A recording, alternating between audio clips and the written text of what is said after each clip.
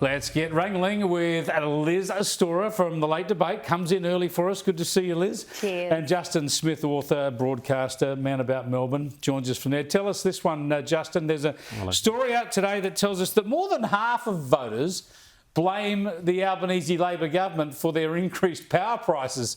Well, what are the others blaming? That figure doesn't astound me much at all, and it clearly doesn't astound the two of you. But that's what the election campaign is for, I guess. It shows you how big energy is going to be for the campaign, isn't it? And Anthony Albanese will need to come up with something, and you would hope that the other side will come up with something as well to see what they can fix. Because the worst thing would be is that we have an election, somebody new gets in, and the situation doesn't change. You would think that would be the nightmare scenario, wouldn't you? Yeah, well, I don't think that'll happen. We've got a promise to cut electricity prices and lots of renewable transmission, storage, action, green hydro, billions of dollars are thrown at it. Of course Albanese is going to be blamed. But I would have thought it'd be 99.9% of people would blame Albo, everyone except Albo.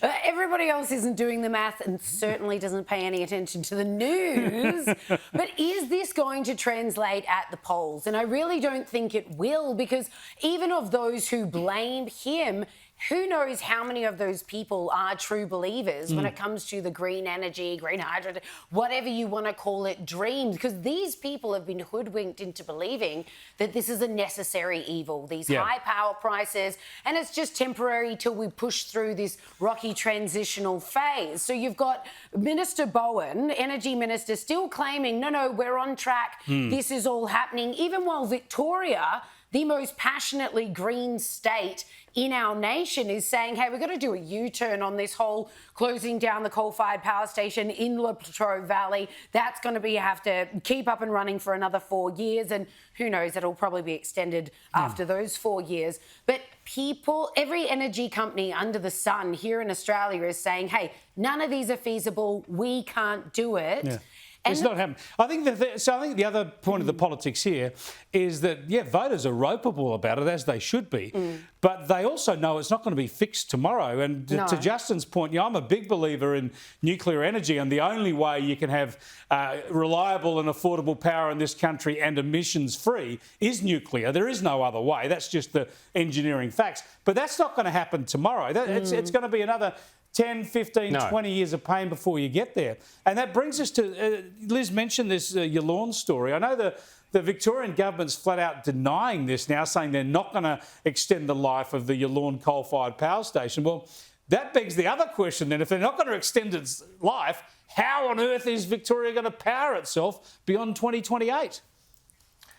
Yeah, this one's still getting worked out, isn't it, as to where the truth kind of lies on whether they're keeping it open or not keeping it open. The real danger in it was not the overall philosophy that we need to be heading towards renewables. The bigger problem seemed to be is that they were putting a date on it. And whenever they put it, look, have we ever seen anybody on either side of politics stick a date on something and it works out?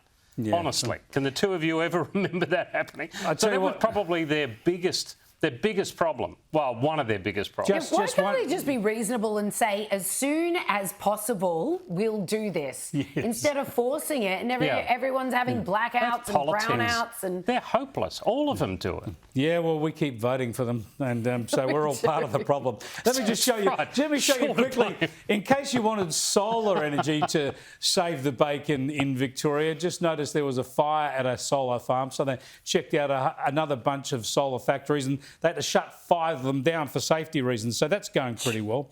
Let's go to the New South Wales Public Service. This just astounds me, Liz. The New South Wales Public Service has 7,000 people who are working outside of New South Wales. Like, live at Noosa and take your pay check from the New South Wales taxpayers. Indeed, and their travel costs in many cases are covered by the taxpayers. So when they do come into the office, interstate, as you like, it's the taxpayers. Who knows? It's probably business class, knowing how this government spends our money. But what's really curious about this is, of course, this was started by the trend because the government decided to lock up millions of perfectly healthy people. And this is the extreme. things to which we find it now. The question is, some of these must be really, really valuable employees. You've got to think that the state government is happy to put up with the inconvenience of having this particular skill set interstate. But you wouldn't imagine 7,000 of them. You'd imagine maybe 100, I don't think they're the guns. I think they're clever. Like, we couldn't find this skill set within the state. We'll give this guy a go. It's working for us. But the sheer numbers are incredible. I think they're having a lend of us. What I want to know, Justin, is who on the earth decides to have a good job with the New South Wales Public Service and move from the sunny beaches of Sydney to miserable old Collingwood or Carlton? Oh, this is outrageous sort of talk. I was actually going to say, who the hell would live in New South Wales? I mean, if they pay a good job, that's fine. But do you really have to live there?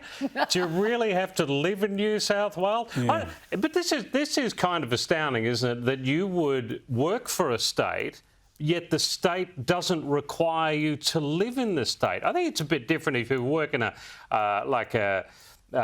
nationwide company and your job's actually in Melbourne but you live in Noosa. I think that's a little bit different. But come on, you work for the state but you don't want to live in that state. I'm actually a little bit astounded that the figure is so high. I reckon it's astounding. I'm astounded, and if I was Premier, I wouldn't be standing for it. Well, you live there. Let's go back to Teslas in the US. It's astounding what's happening there. Have a look at this news report. Tonight, authorities investigating what they're calling a targeted attack on a Tesla repair center in Las Vegas.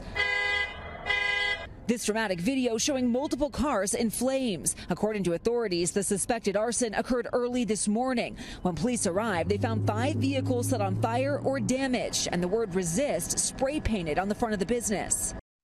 Now, this is all about the anti-Trump people being fired up about Elon Musk. Here's the president. Do you consider this an act of domestic terrorism? I think so. Why? I think that if and when they catch the people, and I hope they do, the good thing is they have a lot of cameras in those places, and they've caught some already having to do with that.